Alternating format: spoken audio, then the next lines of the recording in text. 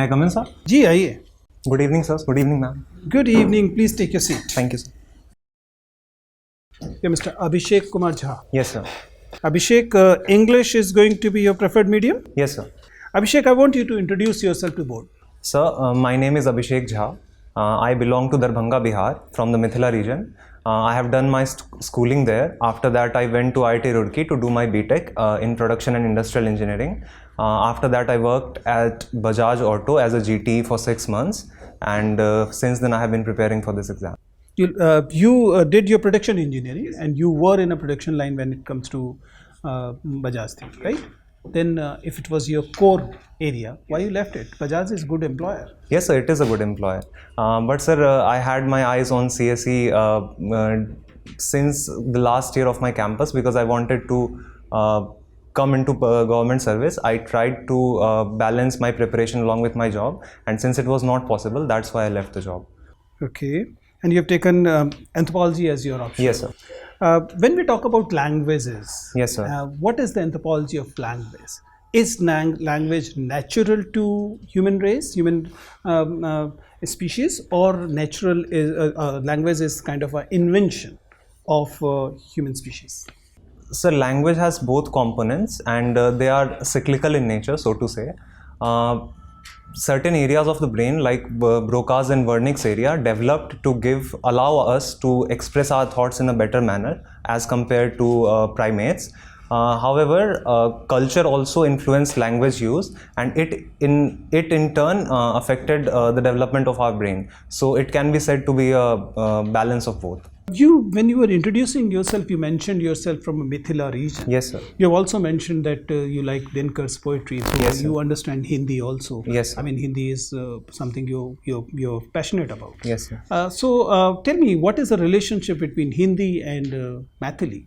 Is Maithili independent language, or as Hindi people claim, Maithili is a dialect of Hindi? Sir, I'm not exactly aware about the linguistics of Maithili. So I will not be able to comment on it authoritatively, but if you allow, then I can maybe take it. Speak from your heart. You're a Mithila person. Sir, recently I was reading a book on Maithili grammar. So there were some arguments there which presented that Maithili is a different language given the structure of its sentences and how it differs from Hindi. The words are also different. So maybe it is a separate language, and that is why it has been accorded a separate language status in the 8th schedule as well. That's what I wanted to talk about. When we talk about the 8th schedule of the Constitution, yes, sir. Do you believe it's more of a political schedule rather than having anything to do with linguistics? Because after the independence, we have included at least 9 languages from North India, not even a single language from South India in the 8th schedule. It appears that it's all politics. Just think of it. There were 4 languages in the beginning of the Constitution from South India. There are still 4 languages from South India. We started with maybe some 9 languages from North India. Now we have around 18 languages from North India, almost double. It appears that it's more of politics rather than linguistics when we talk about 8th schedule. Sir, we are in a democracy, and people's will matters in that context. Which means numbers and population. Sir, relating to that, there is also the issue of recognition of languages, since so much so that we have included Nepali in the 8th schedule. And not even a single Dravidian language apart from 4 in the 8th schedule. Yes, sir, because the southern languages, they had already been added, so there was no scope to further add South Indian languages. There are no other southern languages? Yes, sir, there is Tulu, from what I know, but other than that, in North India, there were multitude of languages, and since there were demands, so since people expressed a demand to have their culture sort of identified in terms of a language, that had to be fulfilled. I do think that there must have been some objective criteria which was decided by the government to include it in the 8th schedule. I'm not aware of it exactly, but it cannot wholly be attributed to politics, sir. That is okay. And you mentioned Dinkar. Yes, sir. There are people who believe that Dinkar was more of a war hawk. I mean, very hawkish when it comes to, obviously there are social cultural reasons why he was so. But do you subscribe to, I mean, when we compare, for example, Dinkar in his time to Tagore in his time, despite the World War and everything, he was talking peace, he was talking internationalism, he was talking critique of nationalism, but Dinkar, we know, was talking all nationalism and very hawkish idea of that. If you compare Tagore with Dinkar, will you still say I like Dinkar? Sir, I'm not exactly aware about Rabindranath Tagore. But in terms of Dinkar being a hawkish personality and poet, so to speak, so he has been said to be a Kavi of Veer Ras, and Veer Ras in itself is a little bit charged and fiery, and his pen name Dinkar also signifies sun. So that is there. However, I think that his passion is more of passion of the heart and not physical passion and physical war mongering or things like that, so to speak. So that is my point on that. The last one from me in this session, you mentioned about Veer Ras. Yes. What is the Sthai Bhav of Veer Ras? Sir, I'm not aware of this. I studied this in grammar in 10th standard, so I just remember that Ras name, and I do not know about the Thank you, Bhav itself. ma'am. This is your first interview? Yes, ma'am. First try also? Yes, ma'am. First attempt, first interview? Yes, ma'am. And you are 24? Yes, ma'am. Okay, very nice. And anyway, I was just seeing that how many times have you been there? You haven't, just a very first attempt. Very good. And I just want to ask you, in today's geopolitical situation that we are living in, how do you define or how do you describe India's relations with the big three? The US, the Russia, and China. So how do you describe them very briefly, one line each, one sentence each, and which is more important for us, you think? Ma'am, as for US, I would describe it as a partnership for the 21st century. With Russia, a time-tested partner from history and major defense partnership. With China, I would term it more of a geopolitical rivalry along with coexistence in a managed setup, so to speak. As for importance, ma'am, there are different domains in which the import of these three relations come in. Russia is important for us in terms of defense and right now in terms of energy security. US is important in terms of technology and the social media and trade that has been right now Trump has done some things, President Trump, but that is one thing. Along with China, we have to see it more as a management of spheres of influence, so to speak, as China tries to surround us, and we have to counter it. So these are the ways I would define. Which is most important? Ma'am, I would say that Russia and US both are important, as China is important, ma'am, but since it is seen more as a rival, so we have to. We can't wish away our neighbor. Yes, ma'am, we can't. That is why we have to focus on managing our neighbor. And as for importance, we go with strategic autonomy. So we have to take our interests in mind before.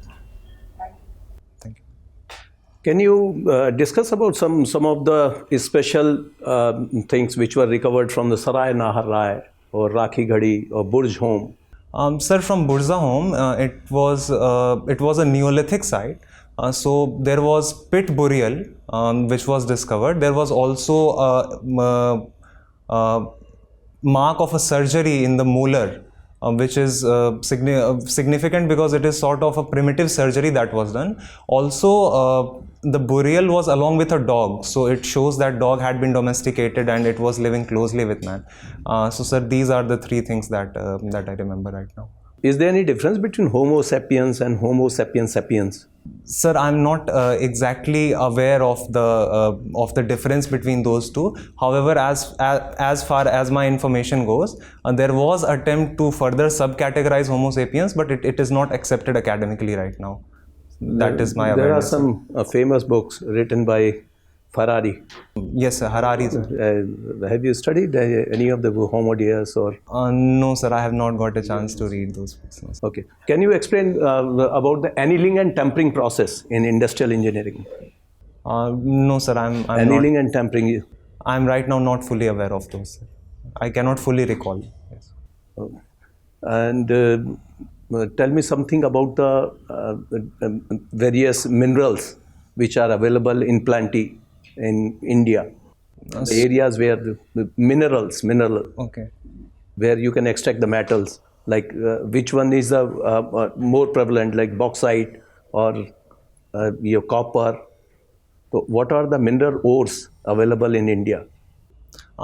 Sir, from what I remember, the Karnataka region, Bellary belt, there is iron there. So that is one. There is also bauxite deposits near Odisha. So that is another. And sir, in Chota Nagpur region, there is copper as well. So these are the three regions. Ajay, what is the name of the minerals which are from which these are extracted? Like iron is extracted. What is the ore? Name of the ore? Sir, magnetite ore and hematite ore are for iron. In India, I think we have less magnetite and more hematite ores. Aluminium is extracted from bauxite, sir. And copper, I am not sure. Okay, what is the like export or import? Are we exporting or importing these minerals? Sir, I'm not aware of the figures, exact figures as to which minerals, how much we are importing or exporting. But if given a chance, sir, I would like to say that since we are a developing country and we have huge demand, so we must be importing minerals. In industrial engineering, what was your project? Sir, the BTech project. Yes, BTech. Sir, it was an analysis of Bhavan facilities. So we had several hostels in our campus, and several online facilities were provided. As for a mess and other hostel charges, no dues certificate, etc. So we had to analyze and find out the time which was taken and how to optimize that process. Okay. Suppose you are working on some project. Yes, sir. So you must have used PERT or CPM. Yes, sir. What is the difference between these two techniques? Sir, I'm not able to recall it currently, sir. Yeah, I will have to read up on it, sir. Okay, Abhishek, your optional is anthropology. Yes, sir.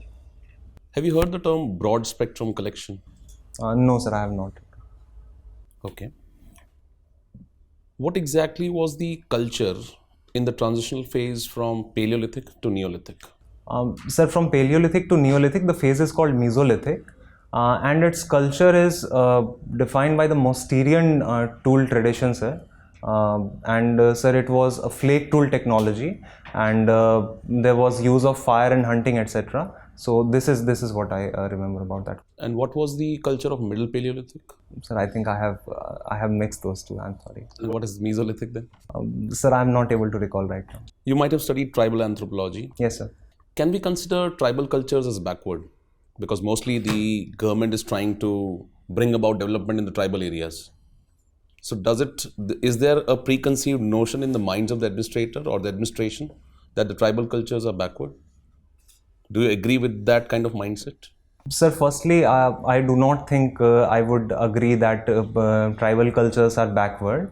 As far as the government's steps go, sir, I think the government is approaching it more with a assimilative sense, and that is making the tribals participate in the political process, and through their opinions and voices, steps are being taken. There have been issues which have been raised, but within the framework of the law, those are being looked at, and we have many empowering laws as such, sir, like PESA and FRA. So this issue cannot be said to be preconceived. It is working within the framework. What are the three approaches to tribal administration that are generally discussed in anthropology?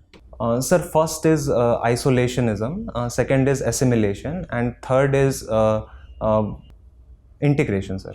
Which one is the best out of the three, and which one has India adopted? Sir, I would say that assimilation is the best, sir, because isolation leaves the societies apart. Assimilation, sir, completely absorbs them in the mainstream society, neglecting their cultural identity. Integration allows for a healthy exchange of culture and views. So is India pursuing assimilation?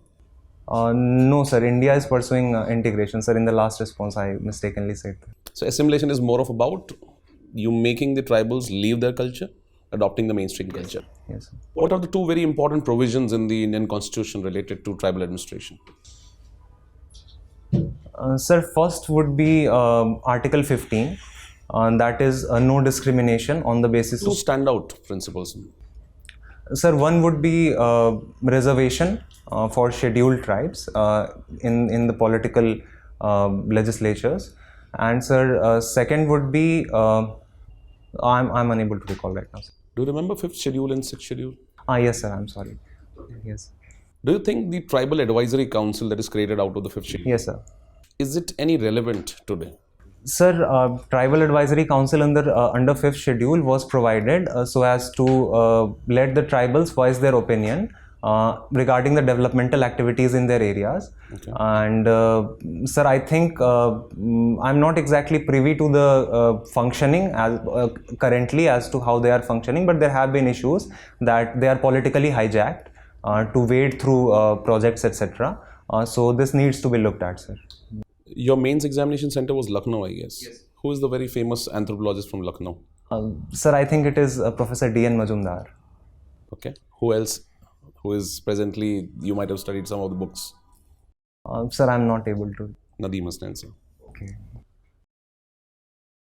So Abhishek, you were discussing about 5th and 6th schedule. Yes, sir. There was this demand from Ladakh, Yes, sir. and we end up jailing the people who are demanding 6th schedule for it. What is your take? Should 6th schedule be granted to Ladakh? Sir, 6th schedule is a very important provision in our constitution, safeguarding the rights of communities who want their preservation of their unique culture, etc.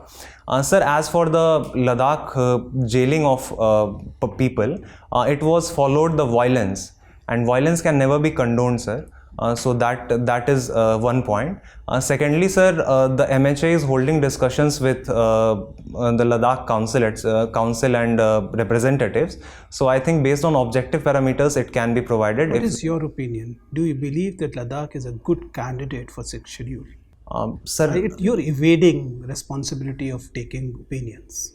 Sir, if sir, actually, I'm not aware of the factors that are required to provide 6th schedule protection to area. So that is why I was saying this. Ladakh was part of a state. Yes, sir. Now it is a union territory. Yes, sir. They actually demanded union territory Yes, sir. at that time. Now they're demanding a state status. Yes, sir. You know about the facts.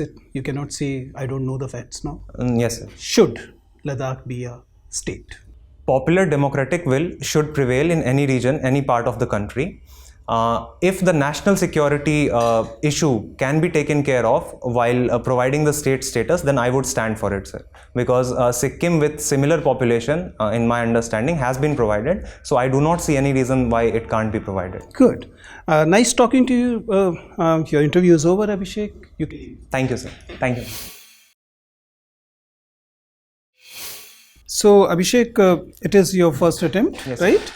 And obviously the first interview. You are happy with your performance today, or there are areas you would like to improve? You still have some time, right? Yes, sir, I do. So, what are the areas you need to improve? Sir, first is optional. And sir, second is expressing myself more concisely. And these are the two things that I'm able to think of right now. See, Abhishek, in general, our understanding about your candidature is that you're a young, good candidate, right? First attempt here is a nice achievement, and also personality wise, you carry a very pleasant personality. Your walk-in is good, your sitting posture is good, your voice level is good. You carry a wonderful smile, and that is going in your favor. It's not hostile kind of a smile, it's not a smirk, it is actually a pleasant smile. So even when you are saying sorry, I don't know, multiple times, it happened many times, but still you're able to steer through with this because of this smile. So I'll advise you to keep it this way. In general, your voice level is good, both in terms of speed as well as in volume. There isn't much hand movement, which is also a nice thing. Eye contact is also good. Flow is also good. So on the communication front, you're doing most things right? There are a few areas where you can, since you have this interesting optional, right? So, and there are many faces of this optional, right? It's not just the core anthropology teacher which can ask question, but even general board members can ask questions on that. So be ready for that. That way. When it comes to your hobbies and other things, I believe a little bit more reading should help. If you have some time, please brush it up, right? You yourself mentioned Veer. Yes, sir. When you utter a word, then it means you're inviting people to talk about it, right? You could have very well skipped it, right? But you mentioned Veeras, then you should be knowing about Veeras, right? That's the general principle about interviews. So we generally give leading answers, hoping that people will ask about it. Yes. You gave a leading answer on the area which you are not aware of, so not a good idea. So you can work on. See, also since your interview had a lot of components which had to do with the sensitivity. You're talking about tribals. You're talking about certain areas. There, one, the language is gonna matter, right? And second, your sensitivity will also be being judged at the same time. So make sure that your sensitivity aligns with the marginalized wherever possible, right?